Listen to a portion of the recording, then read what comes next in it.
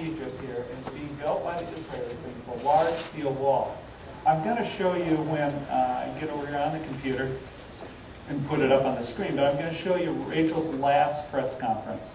And this was 2 days before she died. It takes place on Abu Jamil's roof, so she's on a flat rooftop. When you see this, she speaks well for herself, and that's one of the reasons we show it. She talks about what she's seeing very powerfully.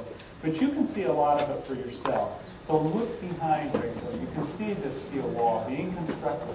Look at some of the machinery that's constructing that wall, because it will give you some sense of scale, which is difficult there.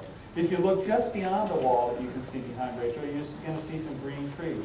That's Egypt.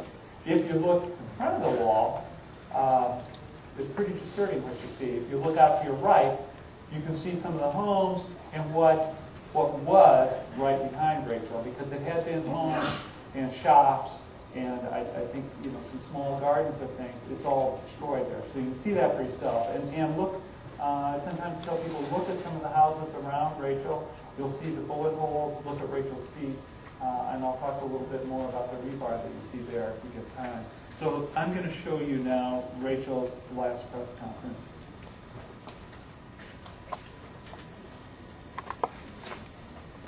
Where did I find it?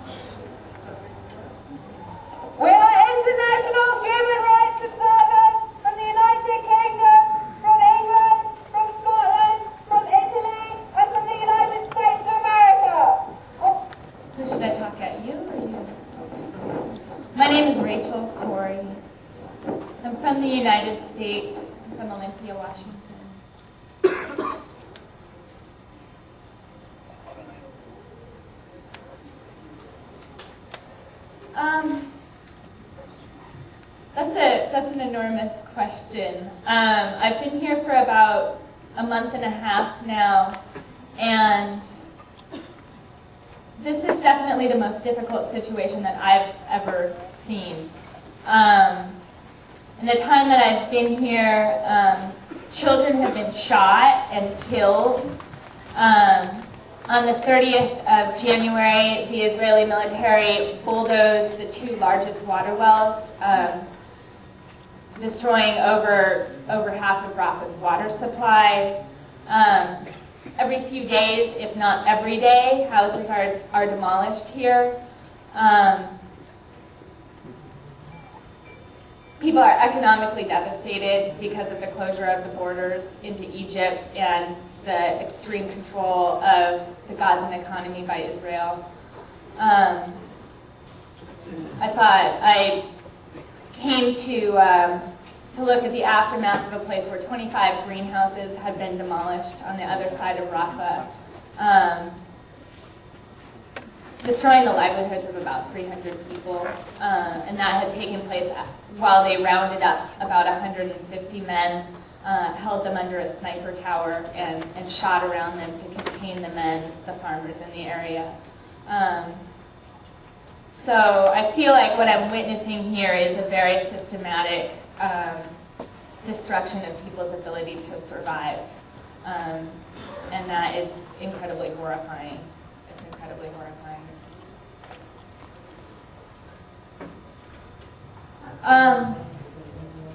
The current Israeli government, I don't have a great deal of faith that they're going to listen to any message from me.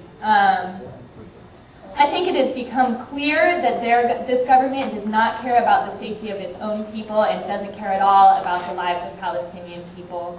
I think it's ridiculous that my government supports this government and referred to Ariel Sharon as a man of peace. It's clear to me, being here, that Ariel Sharon is invested in perpetuating perpetuating violence. I think calling it a cycle of violence disregards the imbalance of power in this situation, that people's lives here are almost completely controlled by the Israeli government. And it's amazing that people are able to hold on to their humanity as much as they have.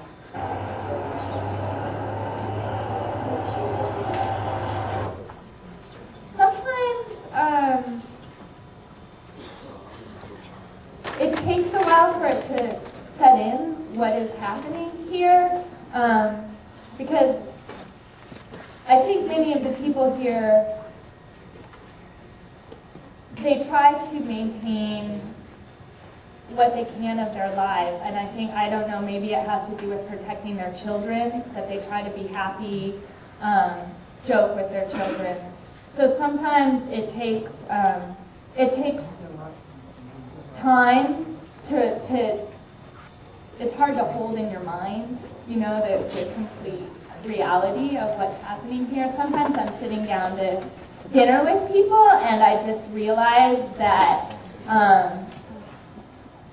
that there is a massive military machine surrounding them and trying to kill these people that I'm having dinner with, these families that I'm sitting down to eat with, and who are being very generous and kind to me, and their children here who are incredibly threatened, living lives that no child ever should have to live. And so I feel a lot of horror, really. I feel a lot of horror about the situation.